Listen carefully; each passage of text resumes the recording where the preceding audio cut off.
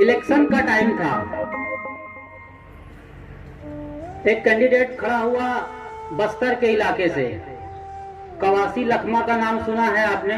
क्या वो शिक्षा मंत्री रहे हैं? क्या अभी हैं जी? आबकारी विभाग संभालते हैं। तो कवासी लखमा के वो बाप के बाप के बाप के बाप के जमाने की बात है, काफी पुरानी बात है। बस्तर का एक बड़ा आदमी जो उस एरिया में मशहूर था, वो कैंडिडेट के लिए खड़ा हुआ। तो उसकी तस्वीर निकालनी थी, तो तस्वीर निकालने के लिए उसे रायपुर लाया गया। रायपुर में स्टूडियो में उन्हें लाया गया ताकि उनकी तस्वीर निकाली जा सके। आज से करीब 150 साल 100 साल पहले की घटना है। सोचिए तब तस्वीर निकालना, फोटोग्राफी क्या होती रही होगी। फोटोग्राफर ने रेट लिस्ट लगा रखा था, 10 रुपए में जैसे आप हैं वैसे ही हूबहू फोटो मिलेगा। 50 रुपया में वो फोटो आपको मिलने वाली है जैसा दुनिया आपको देखती है। और यदि आप 150 रुपए लगाते हैं तो आप अपनी मन चाही तस्वीर, जैसा आप चाहते हैं कि दुनिया आपको देखे, वो फोटो मिलेगी। ये 3 तरह के 4 तरह के रेट लिस्ट उन्होंने जारी कर रखा था।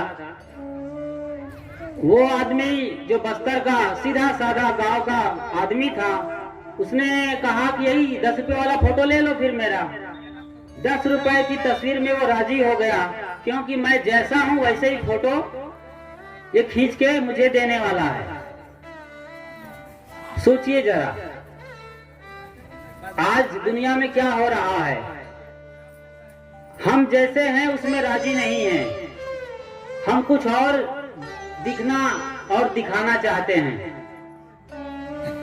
बड़े बड़े फोटो स्टूडियो के अंदर नकली बाल भी होते हैं और भी परिधान होते हैं और तरह तरह के आभूषण, आपको वहां पर सब कुछ मिल जाएगा। पिछले बार हरिद्वार का कुंभ मेला लगा था, इस साल भी लग रहा है। पिछली बार के हरिद्वार कुंभ मेला जब हम लोग मसूरी जा रहे थे घूमने के लिए, हरिद्वार से मसूरी जा रहे थे, तो बीच में एक बढ़िया स्पॉट मिलता था जहां पानी भरा हुआ था और वहां पर एक शूटिंग स्थल बना हुआ था जहां पर लोग राजा और रानी का ड्रेस लगाते थे। कुछ क्षण रुकते थे, राजा रानी का ड्रेस लगाते थे, तलवार और मुकुट धारण करते थे और फोटोग्राफी करवाते थे। और वो तस्वीरें बहुत घरों में आज भी मिल जाएंगी। तो इस तरीके से आदमी जो नहीं है वो दिखना चाहता है कुछ और। सच में जो रियलिटी है उसमें बहुत कम लोग राजी हैं। सीधे सरल लोग आज बहुत मुश्किल से मिलेंगे और यही सीधा सरल ना होना आज एक बड़ी समस्या बन गई है हम सबके लिए। सर दर्द ही नहीं, जहर खाने के लिए मजबूर होना पड़ रहा है। ये जो हमारा दोहरा चरित्र है, हम भीतर कुछ और हैं, बाहर कुछ और दिखना चाहते हैं। नारी कहावत पीऊ की रहे और संग सोए, जार मीत हृदय बसे, खसम खुशी क्यों होए। सतगुरु कबीर साहब अपने बीजक में कहते हैं कि जार मीत, किसी और यार को यदि कोई स्त्री अपने दिल में बसा लिया हो तो उसका खसम कभी उनसे खुश नहीं होगा, क्योंकि उनके अंदर की भाव दशा ही कुछ और है, सो कुछ और कर रही है, दिखा कुछ और रही है। ये एकदम स्पष्ट रूप से साहब समझाते हैं हम सबको।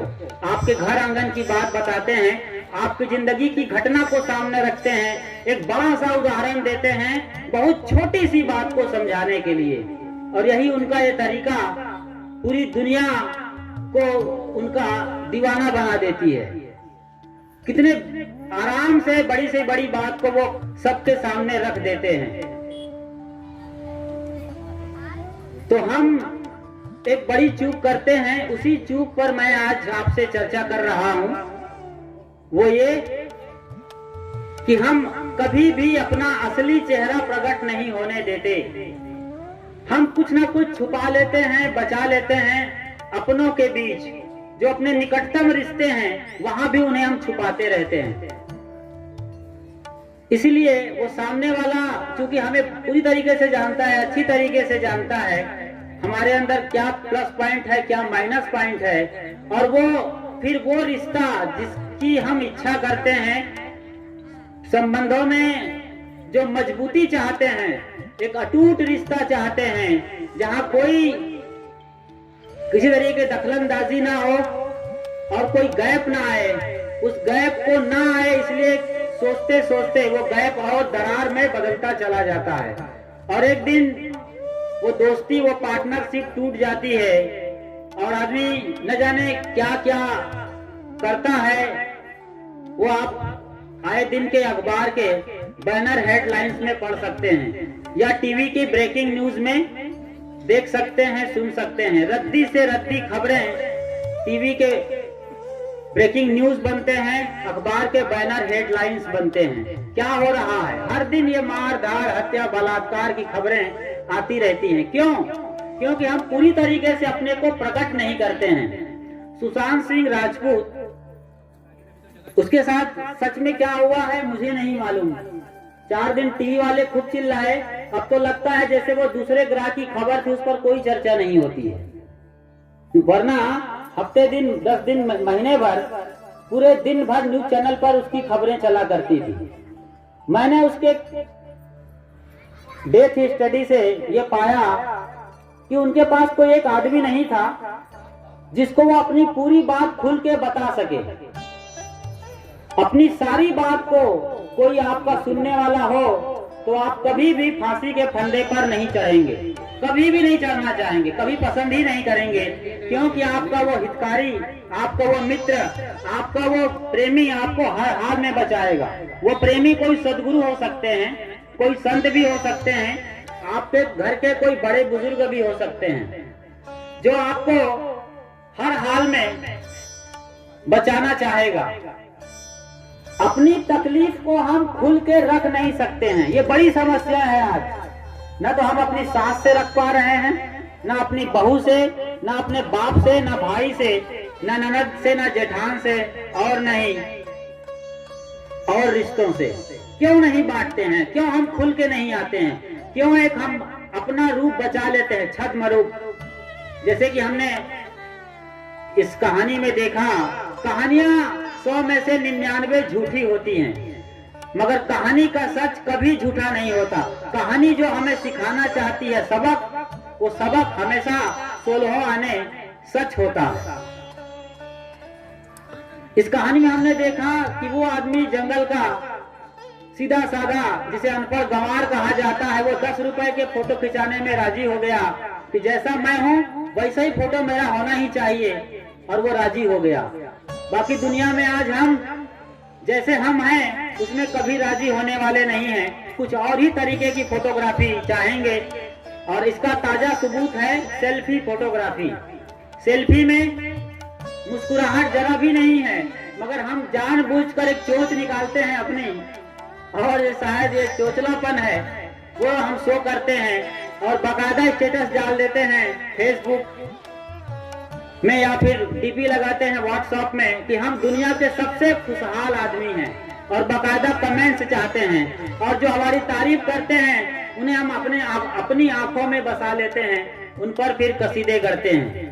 जबकि हम अच्छी तरीके से जानते हैं कि हमारे जीवन में घटनाओं का एक दुखद चक्र चल रहा है। हम यूं ही मुस्कुराते हैं, बाहर मार्केट निकलते हैं, बाजार के लिए जब चलते हैं हम, तो वहां भी आईना में देखकर जरा सा मुस्कुरा लेते हैं। एक नकली मुस्कान को लेकर हम बाजार के लिए रवाना होते हैं, और जो भी मिलते हैं उनके सामने भी एक नकलीपन जाहिर करते रहते हैं। अगला आदमी भी समझता है। इनकी कहानी तो मैं अच्छी तरीके से जानता हूँ कि किस हाल में जी रहा है, और मुस्कान जरूर बिखेर रहा है। इस मुस्कान का जरूर कुछ प्लस पॉइंट हो सकता है, लेकिन जिस रियलिटी की मैं बात कर रहा हूँ उसे आप अभी समझें, ताकि आपके जीवन में कोई आने वाले दिन में या आपके परिवार में कोई घटना, दुर्घटना और हादसा ना हो। वो ये है कि आप कभी भी अपनों के बीच में अपना कोई चेहरा मत छुपाइए, प्लीज। ये चेहरा छुपाना कितना घातक होता है, इसके बारे में आप अच्छी तरीके से जानते हैं। टीवी सीरियल से ही बता रहे हैं, न्यूज चैनल से ही बता रहे हैं, सब कुछ। जब आप पूरी तरीके से खुल कर खेलते हैं मेरा मतलब पूरा खुला हुआ जीवन जीते हैं, तो वो आपका प्यारा सा जीवन सब कोई पसंद करता है। पूरा गांव आपको फिर सर पे उठा लेता है, आंखों पे बसा लेता है। गांव में देखा होगा बूढ़े बुजुर्गों को, उनके पास छिपाने का कुछ भी नहीं है, और पूरा गांव उन बूढ़े बुजुर्गों को, चाहे वो दादी हो चाहे वो बूढ़ा दादा हो, सब कोई उन्हें पसंद करते हैं। उनके पास कुछ भी पर्दा नहीं है, सब बेपर्दा है। आप पर्दा में रखते हैं ना अपने आप को, एक अपना छद्म रूप जब छुपा के रखते हैं, तो वही छद्म रूप आपको पीसता है, वही आपका गर्दन घोटता है। जब आप सोने चलते हैं ना, तो आपको नींद नहीं आती है, वही चेहरा सामने आता है कि तुमने ये क्या किया, तुमने ये उसके सामने ऐसा क्यों अपने को शो किया, तुमने सच क्यों नहीं बोल दिया। शायद सच बोल दिए होते तो इतना बड़ा महाभारत ना खड़ा हुआ होता, या जो झगड़ा का झंझट चल रहा है, जो घर में कोल्ड वार चल रहा है, वो ना हुआ होता।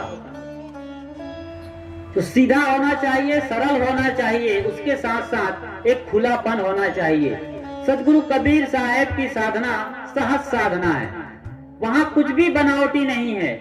जो है उसे आप एक्सपोज कर दो तो आपका वो निकल आता है असली रूप। फिर असली रूप में कभी कोई झगड़ा नहीं। हाँ, कुछ सेकंड्स के लिए हो सकता है किसी को बुरा लग जाए, या आप खुद एक बेड फीलिंग में चले जाएं, लेकिन बहुत जल्दी स्थिति संभलेगी।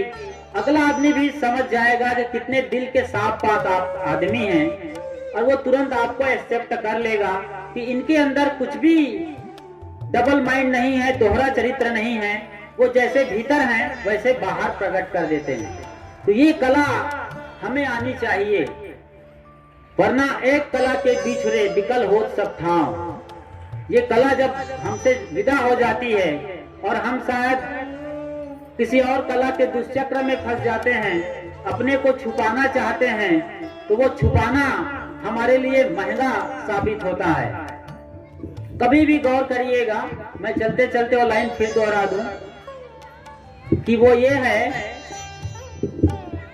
कि जब भी आपको लगे कि यहाँ पर खतरा है, आप नर्वस 99 पे हो, तो फिर आप खुल जाना, वहां पर कोई फिक्र मत करना, और बाकायदा जो भी बॉल आए आपके सामने उसे उठा देना सीधा बाउंड्री लाइन से बाहर के लिए। जैसे कि ऋषभ पंत ने अभी एक खेला था, ये क्रिकेट की भाषा है, क्रिकेट का खेल अधिकतम लोग जानते हैं।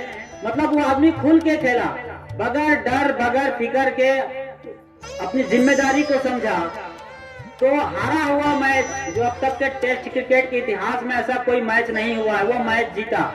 खेल की भाषा में समझें तो आपको शायद कुछ अच्छा ना लगे, लेकिन जिंदगी की भाषा में आप समझें तो इस तरीके से जब खुल के आते हैं, अपने परफॉर्मेंस को खुल के आप करते हैं, तो आपके पास कोई डर भय नहीं रहता, हर खतरा टल जाता है। फिर विरोधी भी आपकी तारीफ करते हैं, फिर आपकी जिंदगी में वो मुकाम हासिल होता है कि महिंद्रा जैसे लोग भी आपको गाड़ियां यूं ही चुटकी बजा दे सौंप दे जाते हैं।